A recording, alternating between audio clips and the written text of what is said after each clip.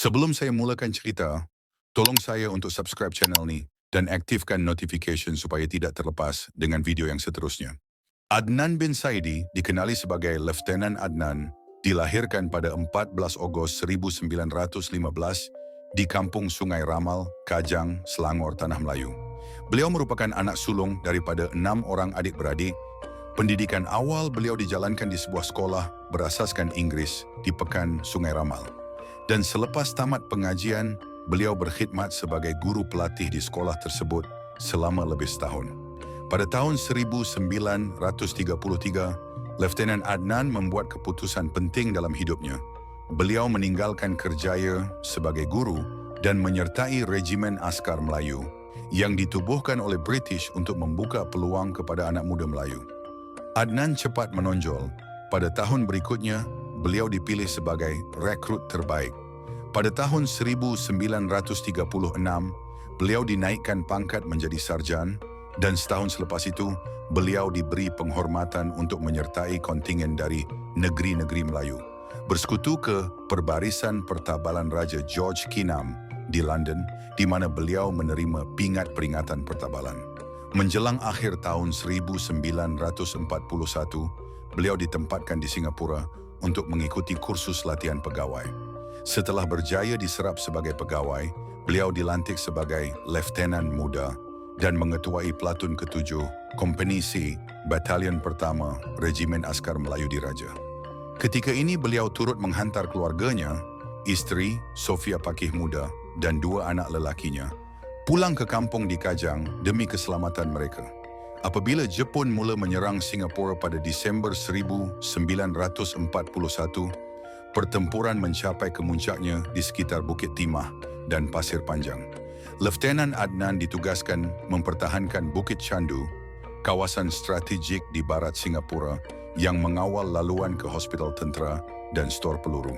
Bersama 42 orang anggota dari Regimen Melayu, beliau bertahan dengan gagah berani selama 2 hari, meskipun dikepung oleh tentera Jepun yang jauh lebih ramai, dilengkapi dengan artileri dan mortar, serta menghadapi kekurangan makanan, ubat, dan peluru.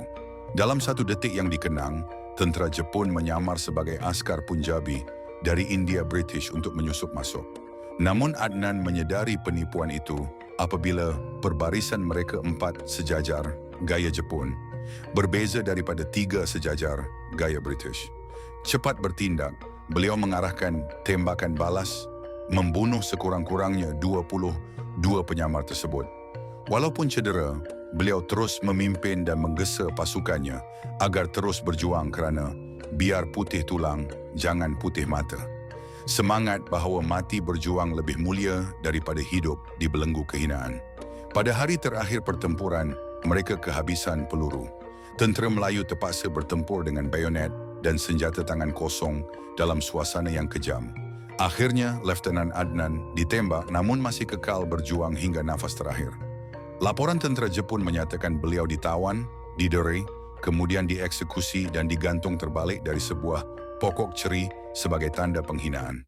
Sementara menurut laporan British, mayat beliau ditemukan tergantung selepas Singapura menyerah, manakala beberapa sumber menyebut kejadian itu melibatkan penusukan berulang kali dengan bayonet sebelum digantung.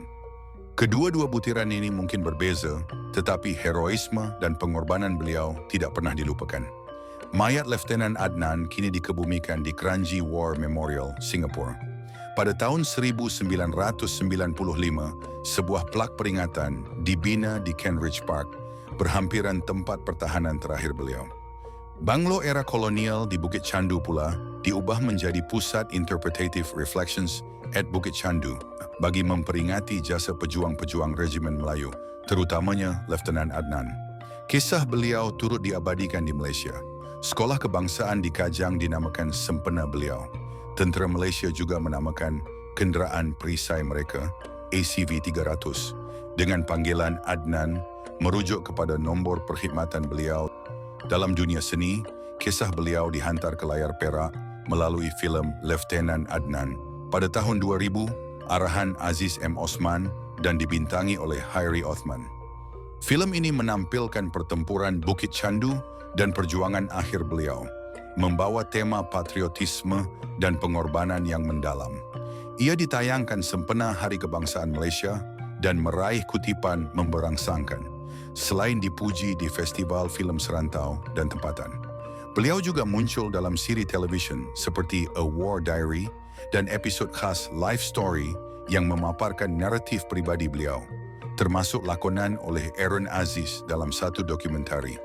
Di stesen MRT Pasir Panjang, terdapat instalasi seni oleh Hod Sunyen yang memaparkan poster filem fiksyen tentang Lieutenant Adnan, menjadikannya sebahagian dari budaya perkotaan Singapura. Sejak tahun 2019, Kerajaan Singapura menyelitkan wajah beliau di dalam nota peringatan $20. Singapura sempena memperingati bicentennial negara itu. Persembahan simbolik bagi mengenang sumbangan beliau terhadap bangsa dan tanah air.